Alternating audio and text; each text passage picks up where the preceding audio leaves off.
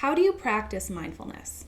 If you saw our other videos, you know that mindfulness is the practice of focusing your awareness on the present moment.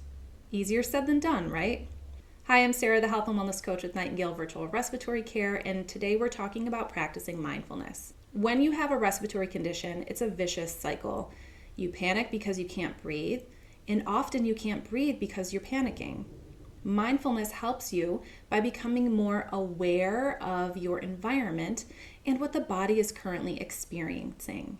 This helps us retrain our brains to experience reality as it actually is, rather than perceiving it in a way that is colored by past experiences or exaggerated worries.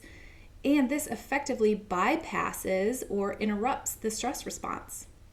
Now, there are lots of ways to practice mindfulness, and here's one exercise you could try when your thoughts need to be reined in.